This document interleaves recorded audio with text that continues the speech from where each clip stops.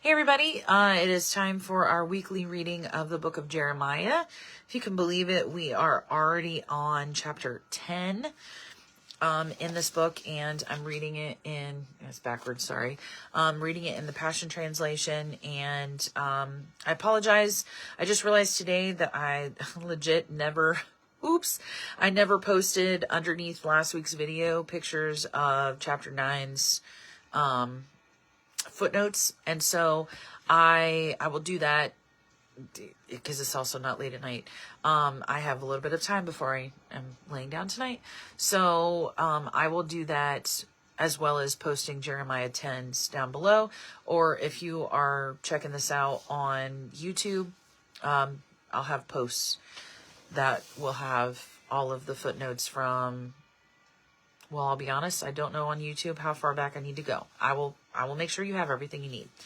So let's go ahead and get right into Jeremiah 10. God has no rivals. Israel, hear the word Yahweh speaks to you. Yahweh says, do not adopt the ways of other nations, or be terrified by unusual signs in the heavens, even though the unbelieving nations are in awe of them. For the religious practices of the nations are delusions. They cut down a tree from the forest, then a craftsman fashions it with his hands. He adorns his idol with silver and gold, and takes hammer and nails to secure it so it won't wobble. Their idols are like speechless scarecrows standing in a field. Someone must carry them around because they can't even take a step. So don't fear them in any way, for they are incapable of doing good or evil. King of the nations. Yahweh, there is no God like you. You are unrivaled in your greatness and might. The power of your name is so great. King of the nations, who would not fear you?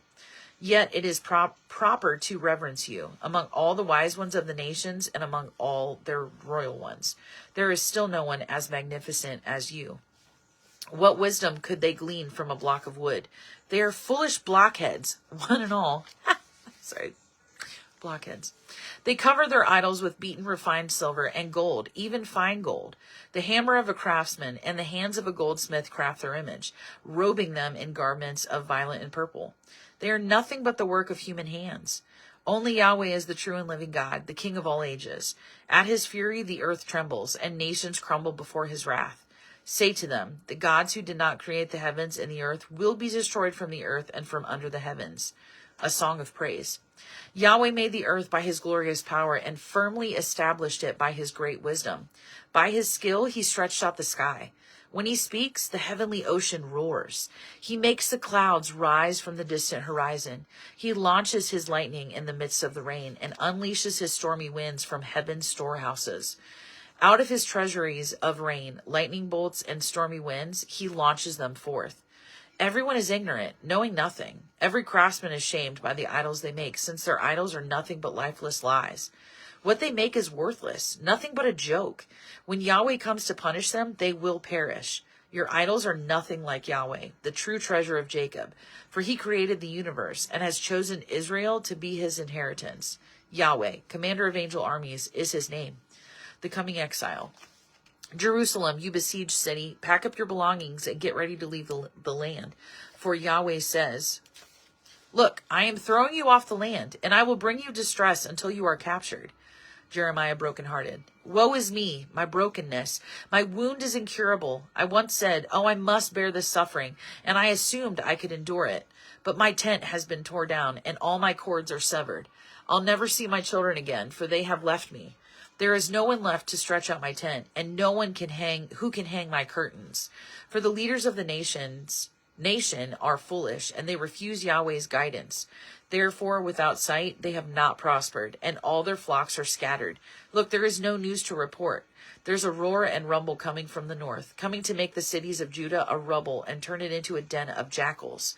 Now I know, O Yahweh, that your destinies are not our own to choose, and it is not in our power to direct our own steps. Correct us, Yahweh, according to what is right. But go easy on us. Don't correct us in your anger, or there would be nothing left of us. Vent your anger and pour it out on all these nations around us. They're the ones who do not worship you. See how they've attacked the people of Jacob, consuming the land and leaving it desolate.